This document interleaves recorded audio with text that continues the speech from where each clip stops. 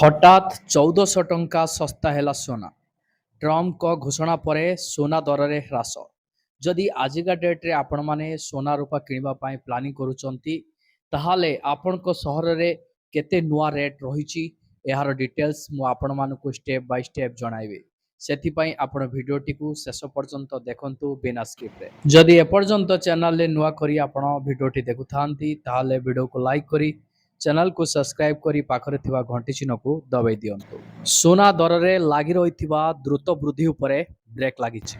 ଗୋଟିଏ ପଟେ ଆମେରିକା ରାଷ୍ଟ୍ରପତି ଡୋନାଲ୍ଡ ଟ୍ରମ୍ପ ସୁନାକୁ ଟାରିଫରୁ ଦୂରେଇ ରଖିବାକୁ ଘୋଷଣା କରିବା ପରେ ମଲ୍ଟି କମ୍ୟୁନିଟି ଏକ୍ସଚେଞ୍ଜରେ ସୁନାର ମୂଲ୍ୟ ହଠାତ୍ 1400 ଟଙ୍କାରୁ ଅଧିକ ହ୍ରାସ ପାଇଛି। ତେବେ ସୁନା ଏବେ ବି 1 ଲକ୍ଷ ଟଙ୍କା ପାର କରିଛି, କିନ୍ତୁ ଏହାର ନିଜସ୍ୱ ସର୍ବକାଳୀନ ଉଚ୍ଚ ସ୍ତରରୁ ଯଥେଷ୍ଟ ହ୍ରାସ ପାଇ କାରବାର କରୁଛି। ଆସନ୍ତୁ ଜାଣିବା ସୁନାକୁ ନେଇ ଟ୍ରମ୍ପ କ'ଣ କହିଲେ।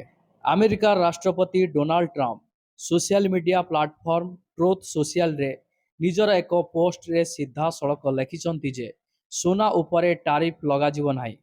ତାଙ୍କର ଏହି ଘୋଷଣା ପରେ ଅନ୍ତର୍ଜାତୀୟ ବଜାରରେ ଗୋଲ୍ଡ ଫିଚର୍ସ ମୂଲ୍ୟରେ ହଠାତ୍ ଦ୍ରୁତ ହ୍ରାସ ଘଟିଥିଲା ଏବଂ ଏହା 4.48% ହ୍ରାସ ପାଇ $3,40,470 ପ୍ରତି ଆଉନ୍ସରେ ବନ୍ଦ ହୋଇଥିଲା। ଘରୋଇ ବଜାରରେ ଏହି ପରିବର୍ତ୍ତନ। ଘରୋଇ ବଜାରରେ ସୁନା ଦରରେ ହୋଇଥିବା ପରିବର୍ତ୍ତନ ଉପରେ ନଜର ପକାଇଲେ Indian bullion jewellers association website IBJA.com ଅନୁଯାୟୀ ସୋମବାର 24 କ୍ୟାରେଟ୍ ସୁନାର ମୂଲ୍ୟ 1,201 ଟଙ୍କା ପ୍ରତି 10 ଗ୍ରାମ ଥିଲା, କିନ୍ତୁ ବଜାରରେ କାରବାର ବନ୍ଦ ହେବା ବେଳକୁ ଏହା 1 ଲକ୍ଷ ଟଙ୍କା ତଳକୁ ଖସି 99,957 ଟଙ୍କାରେ ବନ୍ଦ ହୋଇଥିଲା। ଅର୍ଥାତ୍ ସୁନା ଦରରେ 244 ଟଙ୍କା ହ୍ରାସ ଘଟିଛି।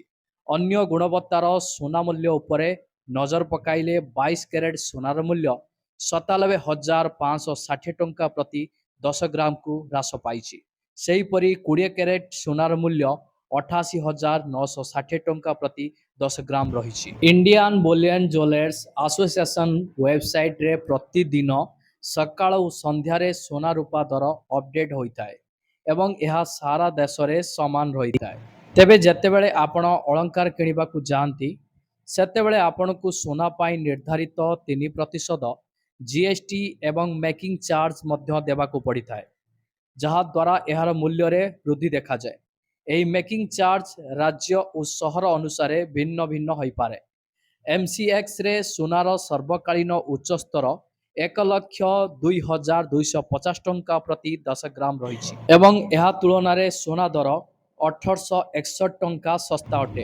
ମଙ୍ଗଳବାର ଦିନ ମଧ୍ୟ ଯେତେବେଳେ ବାୟଦା କାରବାର ଆରମ୍ଭ ହେଲା, ସୁନା ଦର ହ୍ରାସ ସହିତ ଖୋଲିଥିଲା। ଯଦି ଆପଣ ସୁନା କିଣିବା ପାଇଁ ପ୍ଲାନିଂ କରୁଥାନ୍ତି, ତାହେଲେ 1,861 ଟଙ୍କା ହ୍ରାସରେ ସୁନା ପାଇପାରିବେ।